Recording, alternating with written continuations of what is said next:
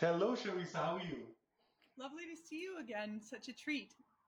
Yeah, welcome to the Enterprise podcast. And while I've said this multiple times, I'm a big fan of your work and the purpose that you're driving it with. For our audience, why don't you start us off by telling us who you are and what do you do? I'd love to. I'm Chavisa Horemans. I live on the unceded territory of the Squamish, Musqueam, and Tsleil-Waututh peoples, otherwise known as Vancouver in Canada. And I have the good fortune of serving as a trauma informed consultant and coach. So I work with people to understand what trauma looks like, how it shows up, especially in workplaces as well as in our personal lives. And I help people process and understand the importance of integrating trauma into their practices and processes, as well as taking care of trauma that they personally experience and helping them process it so that they're able to effectively free up energy so that they are best empowered to enjoy the present and amplify their futures. So, while we get into the deeper realms of trauma, I just want to kind of dig a little bit on how and where do you see trauma manifest itself? What does it look like? Uh, how do you kind of figure out as to some person could be going through a trauma? Well, I think you're nailing it. People do go through trauma, and I try and always work in an evidence based way. And so I've done a lot of research on how trauma shows up, and it's fascinating because the reality is that most of us live with trauma. The numbers say 70 to 90% of us have had trauma. And then the other part that's interesting is that 3 to 5 times in our lifetimes. But I think actually at first that number struck me as high. But when I started to really think about it, I think actually it's an extremely conservative number. And sure enough, when I talked it over with a police officer a few weeks ago, he confirmed he had three traumas in a 3 week period. So I think actually for some populations and some professions, they're having much more higher exposure to traumatic experiences, which means that people need a lot more support, um, Hmm. especially depending on the field that they're working in. But so I think actually the space that I'm really trying to think about is that I think as a society, we're thinking about trauma as over there, something that's going on over there. But actually, I think if we start to instead understand that this is part of the human condition and Mhm. that it's something that happens to many of us and with regularity. So if we have that kind of insight and the data is allowing us to understand that the regularity of it, then it helps diminish stigma, and it Mhm. also helps understand like this is not a over there problem that once in a while we need to deal with. Actually, this is a human issue. And so when humans go into the workforce, they're bringing the whole of their experiences with them. And of course, the other research says that we go into our work lives approximately 30% of our lifespan. You know what? We're talking like a 20 or 30-year period. So when you think about it in that way, of course a workplace would get impacted by trauma. If you have anybody who's having a duration of extended period of life, it seems pretty likely that eventually something's bound to happen. And so that person is then looking after themselves, attempting to integrate or process this experience, and likely they're going to work or they're returning to Hmm. work. Yeah. Yeah, I mean, yeah, it totally makes sense to me. And I just also for the audience and for the better consumption of, I see this is a very big, although very less talked of topics, whether it is the enterprise or society at large. So, and because the trauma as a word, just for a little more clarity for our audience, this is not the healthcare or a physical injury trauma that we're talking about here. Could you also speak to the nature of trauma that we are talking about, and also in terms of what are different classifications? So, in its existence rather. Sure. Well, why don't I start with a definition? And I found this one to be very telling.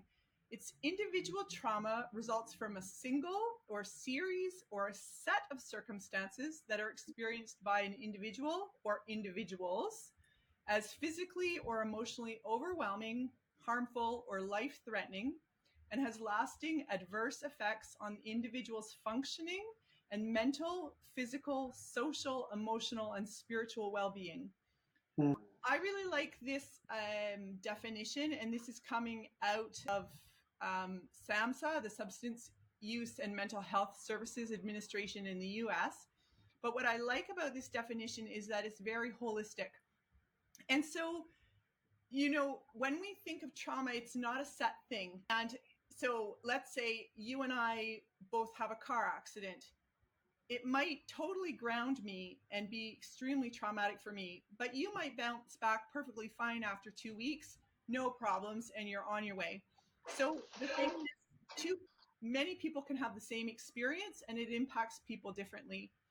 Mm. What I also really like about this definition is that it could be a single event. So, for example, like I said, a car accident or a random act of violence on the street, but it could also be a natural disaster. So we saw that with our neighbors when they experience that large tsunami, or when people experience uh, fire, as are frequently happening in this region, or a landslide, and then also a series of events. And so we're seeing usually a series of events when people are experiencing institutional failure. So let's say for particular communities that don't experience justice, let's say they're having to deal with the courts, then they're going to be experiencing institutional uh, in, uh, institutions are not attending to their needs sufficiently. But also for a series of events, you're going to see things like gender-based violence or hidden abuse, where it's like perpetual abusive interactions. And so this is kind of gives us a sort of breadth of understanding what this space is like. But what Mm. I also like about this definition is that it does include physical, emotional, social, and spiritual, right? So Mm. it's very all encompassing. And so Yeah. let's use an example like perhaps you have a situation like a health situation and all the medical pieces go okay, but still you may end up having a spiritual crisis afterwards, right? Like, Yeah. so it just depends on how you're digesting and processing to determine how it's going to sit with you. So I try and Mm. keep it extremely open because um like one person having a child who gets sick and them having to take time off work, if you're well resourced, maybe you can handle that, but if you're under resourced, then that's going to produce a very different reality, right? So it just depends Mm. really on the context. So as I'm understanding it, Shavisa, is it also maybe a function of an individual belief system? Because like you mentioned, in a specific situation, somebody might feel the impact for a longer time, and somebody might recover pretty early from that. How does the individual design play into all this? Well, you're asking a really interesting and complicated question, but we know in the Canadian context that certain populations have more egregious harms.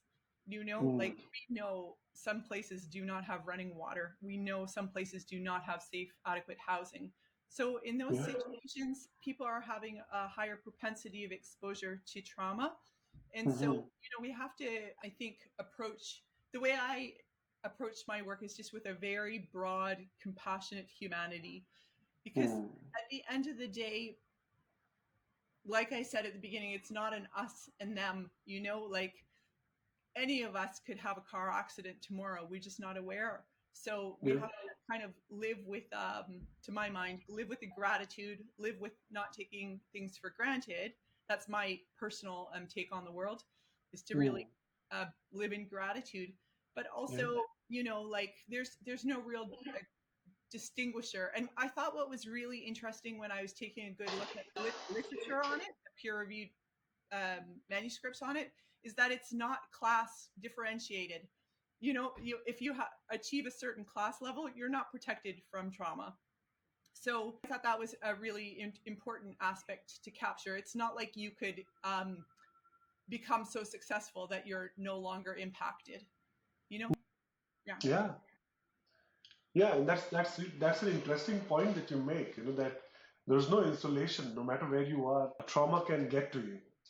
So, and then that brings me to the part where so the enterprise podcast, or what you're trying to do here, Shavisa, is that there are a lot of different themes and topics and discourses that are very prolific in today's time. The Enterprise podcast aims to kind of bring to light some of those important aspects which do have a very big impact on the enterprise, but they're not talked about as much. And to the same effect, let me ask you this. What does trauma in the context of enterprise look like?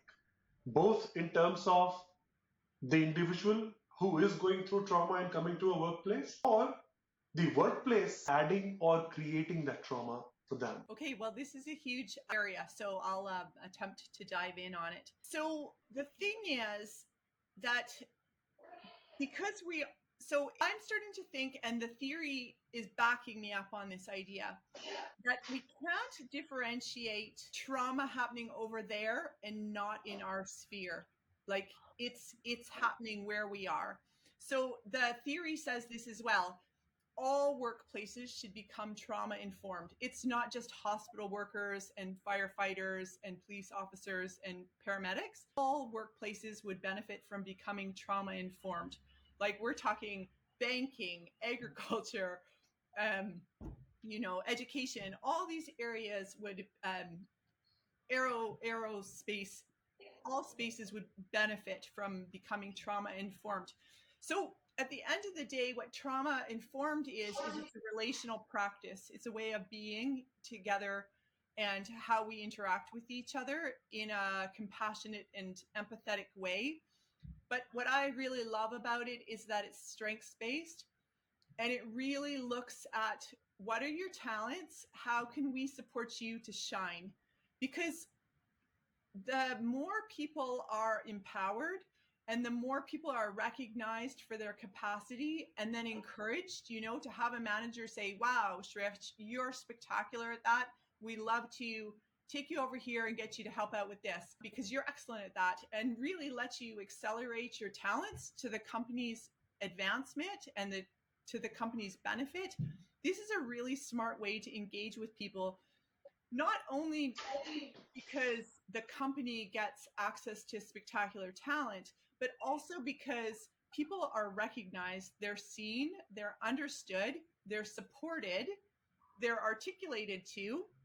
The communication articulates to them, see you, I understand where you're at, I see where you'd like to be, I'm going to support you. And so when we help bolster people to shine in their work environment, what effectively the rollout is that workplaces get beautifully employed, energized, committed, collaborating workers who are dynamic and really helping things roll forward in a positive way. I mean, we see this in certain work environments. Like, there's a reason why Google has a smoothie machine, And like, how do you explain the smoothie machine? It just seems like maybe a little bit like, okay, who wouldn't like an afternoon snack? But the truth is, the underlying premise I infer of the smoothie machine is access to nutrient rich foods that make brains more powerful. It's about supporting people's health and well being. It's about keeping them energized, but it's also about giving them choice, right? It's like your smoothie is going to be different than my smoothie, and we get to choose. And so there's an underlying driver around autonomy there. It's very slight in that example, but nonetheless, those kind of behaviors in workplaces, they resonate. You know, everybody's heard the story about Google having the smoothie machine or the smoothie bar. Like, why? Because the underlying driver is about autonomy and empowerment, and people resonate with that. They want to be seen and amplified. Yeah, I mean that's an interesting take, Shavisa, specifically with the smoothie machine. And I like the way you put across the underlying premise for that. And that also begs the question that enterprises who are, let's say, they might not call it being trauma informed, but let's say, let's for the sake of a more popular choice of word, let's call it culture for that matter. So, in your view, would it be fair to say that enterprises who are culturally informed or trauma informed, the workforce or the talent uh, is high, like their motivation to work is higher vis-a-vis, say, another organization where that may not be the case. So you're touching on a really important point. And so there are cultural differences, there are gender differences, there are sex differences, there are parent and non-parent differences. Like each person is coming out of a particular context.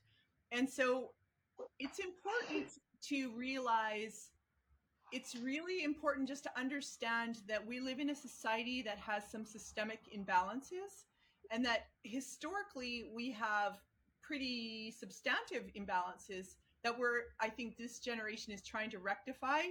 And I think also as our urban centers become more multicultural and more diverse, that we're starting to get more multiplicity. And so the standard way is no longer assumed or assumptive.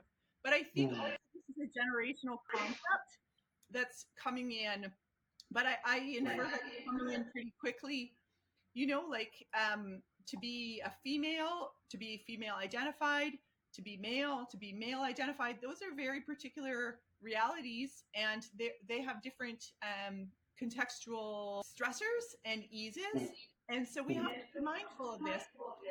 But I think at the end of the day, when we take a trauma informed approach, it's really about, when I simplify it, it's about humanity and compassion and empathy. But Hmm. it's really about communicating, and communicating clearly. It's like, I said I would do this for you. I've gone to another meeting. The thing I said I would be able to do with you is no longer able to be done. Instead of me staying in my space and not letting you know, it actually takes some bravery for me to come out of my office and come say, hey, Sharish, I talked to you 2 weeks ago. I said to you this was going to happen. There's been a change in plan. It's not going to happen right now. And then let's talk about the disappointment, the frustration. Let's talk about, hey, this is the third time I've done this to you, and it's starting to build resentment. Like, Hmm. it's those kind of brave conversations, Hmm. or me coming out of my office and saying, hey, Sharish, I said I would do this. Just to let you know, I went ahead and we're in the middle of this. It's going to take 6 months longer than we ever anticipated. There's some roadblocks. And I just want Hmm. to let you know that I am applying our discussion, and I want to let you know that I value our conversation, but it won't be getting fast traction. So that Hmm. when we have these kind of brave communication, you understand that I am accountable to you. You Hmm. understand that I'm congruent. You understand that I, even though I don't not able to do the action we talked about, that I'm transparent with you, and that perhaps you may feel you could depend on me, or perhaps you would feel you could trust me. Hmm. Like this kind of increasingly brave communication style is so valuable because it buys a lot of time for people. Yeah. And you make a very important point there. And you know what I was like organically kind of, it got me to think of, trust and transparency as well. Because when you to be that open about a thing, and that, okay, the task that may have been assigned or that may have been committed might not have been completed, but being transparent about it, and coming across forthcoming and in a trusting manner would only augment the, whether we call it the culture in a normal term, or for that matter, building a more secure, or you would say a thriving workplace in the enterprise. Absolutely, because at the end of the day, you and I are colleagues. It's our relationship with each other that means that both of us are potentially energized or de energized, that both of us are wanting to collaborate or not wanting to collaborate, Hmm. that both of us come to work and feel at the end of our days fulfilled or unfulfilled. like a Hmm. lot of it is relational. And so for me, the foundational pieces around trauma informed are around relational practice. And, Hmm. there's tons of great information out there and there's tons of great role models out there. So it's possible to practice and learn. And I think also in becoming trauma informed, again, that communication piece where I can say, "Hi, I'm trying to learn this skill. I'm sorry. I'm going to fumble and stumble, and it's going to be so uncomfortable for me. I'm going to try it nonetheless, but I'm going to ask you for some grace over the next few months while I stumble around. Able to, are you feeling okay that I test run this with you?" And you can say, like, absolutely not, I'm not the right person. Or you could say, yep, come stumble with me, Chavisa. And you know what, over time we'll see a growth together, right? And that growth will be Hmm. like, oh wow, I saw her working really hard. She was Yeah. stumbling 2 months ago, she was making a big mess 2 months ago, but look at her, she didn't stop, she kept going. And so it almost like can support admiration, it can support trust, it can, like, oh, she said she would do that and we saw how hard it was for her and she did it anyways. Yeah, that's beautiful. And I'm reminded of any such conversation also reminds me of inhibitors or detractors to creating this kind of a psychological safety, or inhibiting trauma, or let's say somebody who's already ailing, making it easier for them to also thrive in an enterprise ecosystem. So my question is, uh, on a scale of 1 to 10, how would you rate, or what would you rate the sense of entitlement or the point of privilege in terms of it being able to kill the psychological safety for a person? I mean, that's a loaded question, right? Like who gets the privilege in that example? But sometimes people with privilege don't have to practice their communication.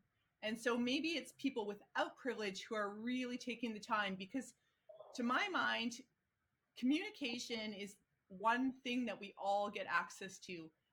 Hmm. Communication is not class based. You could argue it might be class based. I mean, certainly education and access to education makes a difference. But the ability to have humane, empathetic communication can be done by all of us Yeah. if we take the time to plug in. And so I would say, I would venture to guess, my intuition would say perhaps for the overly privileged, maybe they have access to so much that they don't realize that there's really good skills that they could cultivate. Yeah. Yeah. Yeah. So, the one piece that I wanted to just pick up on this conversation was around, I think, in terms of dominant culture, the way a lot of workplaces think is that if they have physical safety, nobody's going to get hurt or maimed at work, then they've done their job for safety. But the encouragement, especially around trauma informed, is that we understand safety as emotional and physical safety. And Hmm. so, that means it's, again, returns to the relational, and that those relational interactions really do need to be safe. So perhaps I could speak a little bit about impact of trauma on individuals and workplaces. Yeah. So of course, individuals are impacted by trauma, but we're all relational. So it's going to impact our kids. It's going to impact our chosen families. It's going to impact our networks and our communities. And so, like I said at the beginning, people are spending a good chunk of their lives at work. And the way that we're seeing trauma show up at work is that it's impacting relationships. It's impacting things like people being absent, they're being present, presenteeism. So they're showing up at work, but they're not actually capable of working fully because their bodies are depleted or they're vacant. And then other aspects are that you're getting higher turnover rates, you're getting more calling in sick, you're getting people at the far end of the spectrum going on leave, or you're finding as a workplace you've invested money in training up staff and you've carefully selected who you're hiring, and now you're getting attrition or you're getting a high turnover rate. And of course, workplaces are investing in their workers. So to have a high turnover rate or attrition or people going on to leave is expensive for workplaces. And so then the question is, before we get into these large financial, for lack of a better word, gaps or expenses, how can we take care of the day to day dynamics so that people are better supported? Awesome. And I just also want to delve a little bit, Chavisa, on when it's about scaling a culture or scaling a behavior, because maybe or its presence or the utility of being trauma informed is everywhere, like you said. These are not distinguished or separated spaces. They flow into each other because the human comes at work in an enterprise as a whole. So you can't really differentiate whether the workplace is augmenting the trauma or the human at work is carrying it from someplace else. And which brings me to the part where in large organizations, how is it possible to scale? Like, what can enterprises do at scale to address this for more of their people to be trauma informed and maybe create a more thriving workspace for everyone? So there's two responses. The recommendation is that all staff get trained on trauma informed processes and that they're supported. So in the work that I do, I offer people trauma informed education, multi tiers, and then that's followed by one on one coaching so that people can really reflect on their experiences and see how to implement. And also, because of the nature of trauma, it might be happening in your workplace, it might be happening in your interpersonal relationship, it might be happening in a personal relationship, but also it might be something historic you're bringing or that is unresolved in you. And so when we take care of that entire terrain, people are lighter and freer and more capable. So I'll give you an example. If I have the bravery to take some time to process a personal trauma that I have, and I, say, okay, I'm going to go through, I'll use an example. If I say I'm going to go through a grieving process because I know I have some unresolved trauma and grieving that I need to do, and I know I'm going to sequester sacred time to doing that, it's going to change all my relationships over time. It might be a little challenging in the beginning, but the truth is, once I've started to digest and metabolize, it's going to change how I'm feeling. Maybe I'm lighter. Maybe I'm more understanding. Maybe the conflict that I'm having with my colleague, I have much more empathy for them because I've suffered and I know that they're suffering. So it produces a very strong humanity in people, and also, I think, a big heartedness, which is what I love Mm, about this practice. Did I awesome. did I answer your question full, or did I Oh, you drop? did. Oh, you did. I've Oh, got, did see, I? I'm the one. Oh, I was going to start. Sorry, I forgot one other aspect. And then the other piece is, so the encouragement is for all staff to get trained. But then you have the issue of when they're not staff. And so let's say they're contractors or C suite. And actually, though that population, the top of the pyramid, they really benefit from one on one education and coaching and support. Because Mm, actually, I think sometimes, especially once you've accrued power and you're up to a certain level in your career, it's very hard to be public about what you're dealing with. And it's interesting because some of the recommendations for trauma informed is that it take all the obstacles out of the way for people to get help. And then, second of all, the recommendations are have chief executives communicate with all staff that this is what's happening so that, again, it destigmatizes, and that mm, when uh, the executives start speaking about this, it's not that person over there problem. It's this is a human problem, and we're going to be taking care of our crew. So I think there's some really beautiful, again, activate privilege and activate the upper echelons to be doing, again, this important emotional labor work, mm, saying, hey, I had a trauma and it was really painful for me. And I took the time to process it. It was gross, and I didn't, I was a wreck for a while. And I've done that work, and I'm back to tell you I'm comfortable talking about it.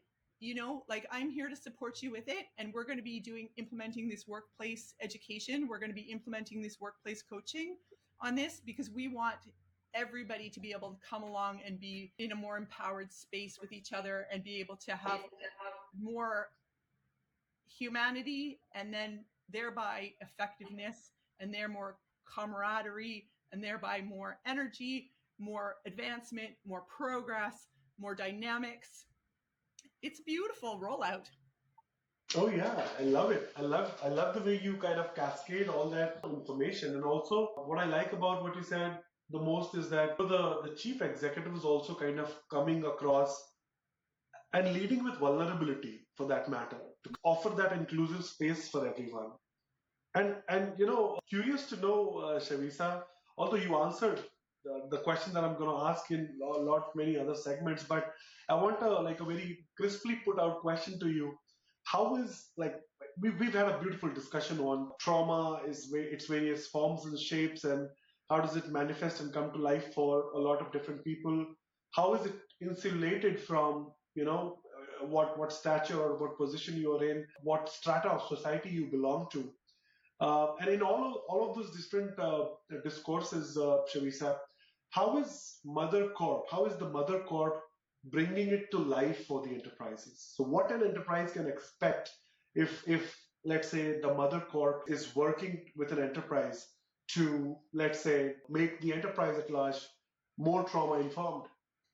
So, the way I like to work with workplaces is make it extremely tailored to their environment so that it has the most potential for uptake and Mhm. also for resonance. We're asking people to bring their personal faces and their professional faces to this and really let it kind of like oscillate in themselves. And so it's a really important and dynamic request.